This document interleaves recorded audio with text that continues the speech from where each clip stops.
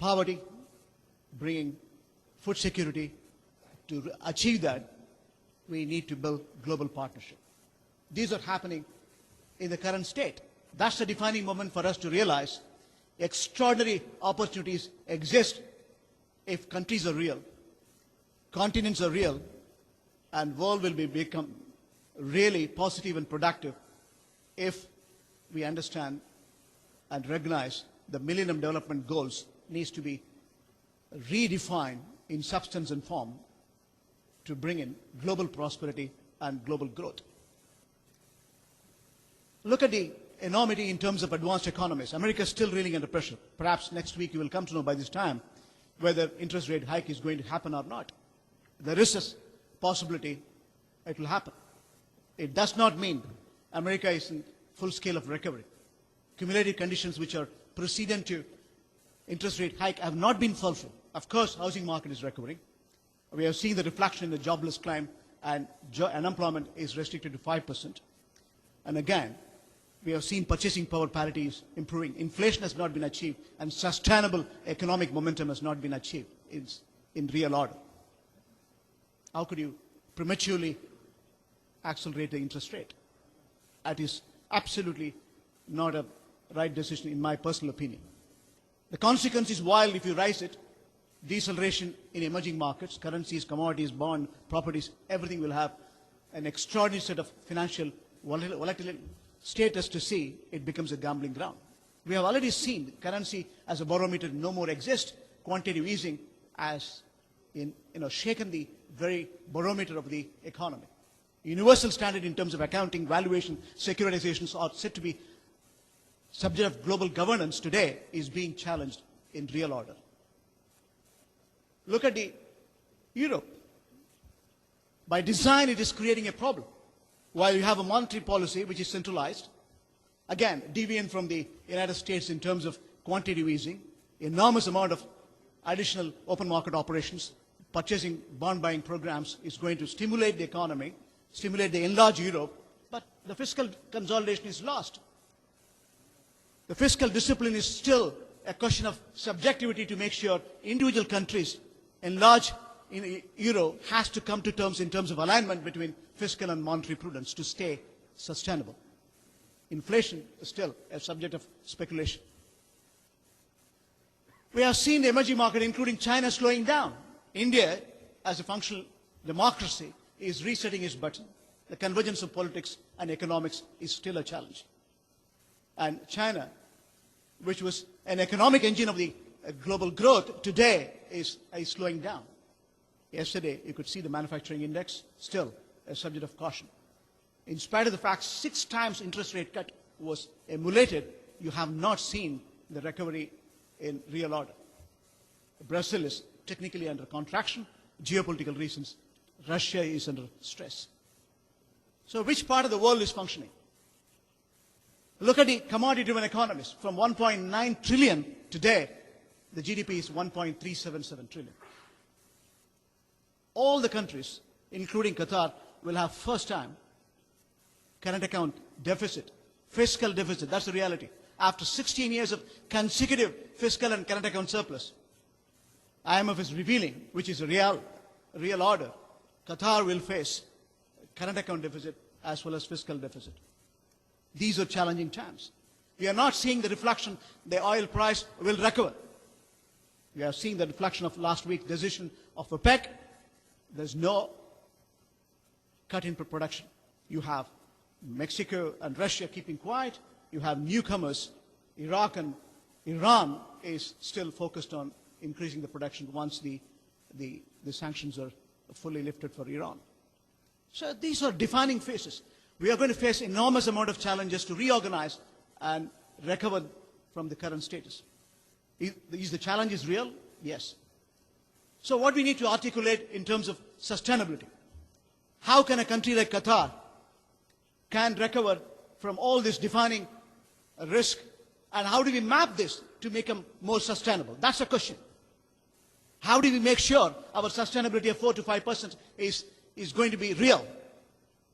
A country which is producing nearing 250 billion today is going to produce around 180 to 190 billion, depending upon the oil price. Again, the budget is due next week. We have seen Saudi Arabia. The outlook is negative. Rating agencies are having a compelling evidence for us to see that they have to go through extraordinary fiscal deficit. But what is the strength of these economies? It's commodity-driven. Core economic fundamentals are strong. Core financial stability is there. Countries like Qatar is a telling story for us to realize how we managed public-private partnership to bring in financial stability in 2008 and 9. How do we make sure the financial stability comes in all respects in terms of financial banking systems by establishing public-private partnership model, including capital introduction, by supporting the stock market by pumping additional money, by recognizing the stress in property market by pumping additional money. We have managed to see through such turbulence way back in 2008 and 9. The case study is there. Sustainability comes out of recognizing these challenges. That's half one. If you recognize these are the issues which we recognize, we have cautious optimism is realistic. So how do we go forward? How do we manage the current situations? We have to recognize alignment of fiscal policy and prudency prevails. Fiscal and monetary has to come together. It's not interest rate, money supply can fix the problem. We have liquidity strain in the local market. Nobody can deny when the oil price is costing less than $40, you will have current account deficit, you will have government expenditure to be rationalized, you will have fiscal deficit. So how do we propel the growth in substance while the growth has been revised downward by IMF, which is a realistic possibility of 4.8 to 4.9%, we have to recognize the economic fundamentals of this country is strong, financial stability is definitely there, diversification as a structured solution has been attempted by investing the sovereign funds when the oil boom was there in multiple markets, multiple sectors. That's going to have a constant revenue flow, however degenerate its substance. But still, diversification is attempted. That's going to be a backbone for you to sustain the values. But what we need to do is to further refine in terms of market space. We have to improve the liquidity. We don't need to print money by monetary accommodations. But we need to reallocate the tools which is available within our substance. We have to alter the repo rate. We have to have bond buying programs in a different substance to see additional liquidity is poured in the market to make the deficit is mapped and making sure the local banks are still sustaining a decent amount of net interest margin. That's the reality. That we have to do it. When it comes to investments, the investment has to be restricted to make sure local liquidity, local market expansion in terms of bond or equity in right proportions is setting the right yield curve. So periodic borrowing is equally important for this economy. Periodic setting the yield curve is important for this economy. We have to borrow money and pump local market liquidity, and by then you will be setting a real order of yield curve. That's not an option. That will happen. And again, setting and resetting the integrated regulations. Today, we have to create a single window. If we have to bring in international investments, as Mr. Jaida was mentioning, we have bigger tasks to unite ourselves within the regulatory framework. Light switch regulation world over has failed. You have to create a single window to see the customer convenience. The international market, hedge fund holders, private equities are running away by geopolitical tensions. They misinterpret the market space without recognizing the fundamentals. With this context, you have to disseminate information. You have to bring in market reforms to see that we have an integrated regulation within us to see we have international flow of investments. International flow of liquidity comes into prospects. That's the need of the hour. The market reforms has to be the telling story for the policymakers. That has to happen. And again, we have to improve the competitiveness, business competitiveness. How do we make sure from the 14th rank we can move still in single digits for ease of doing business?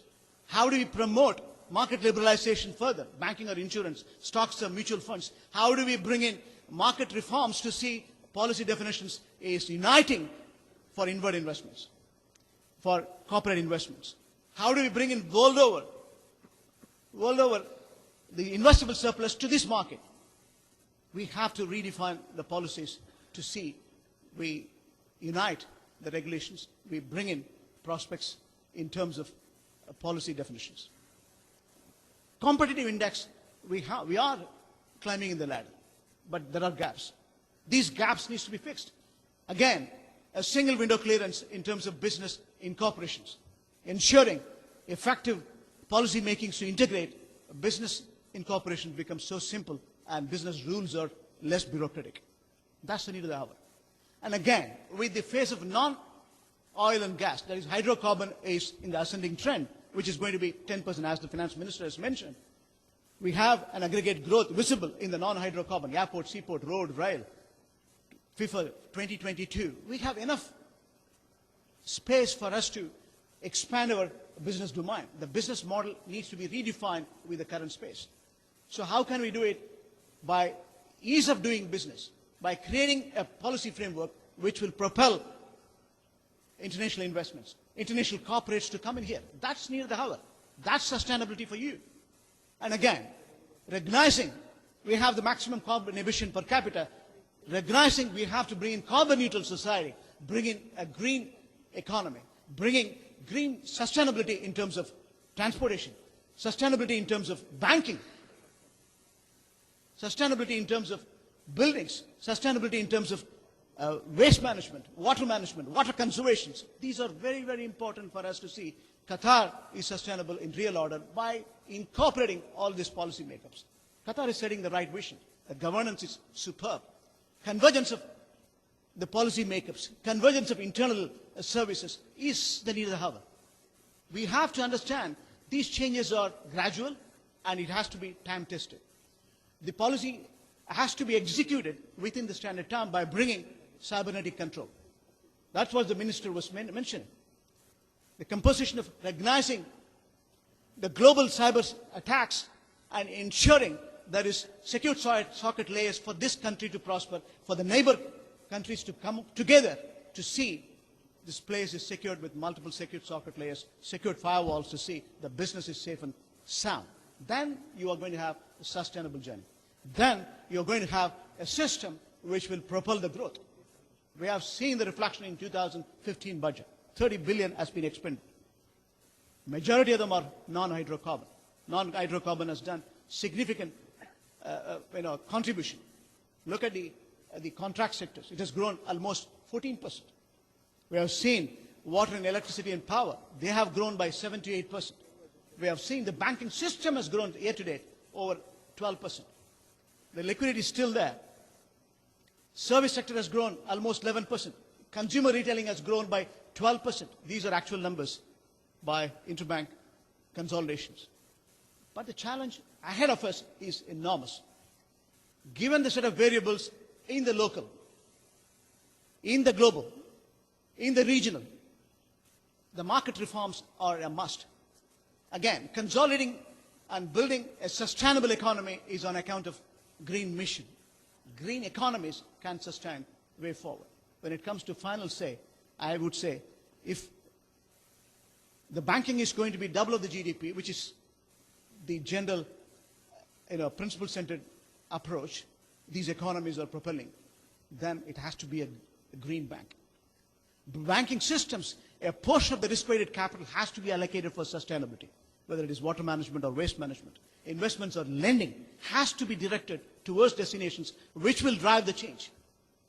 Ensuring we don't lend not only to hydrocarbon, we also lend money as bankers, as financiers, as investors in multiple form and substance.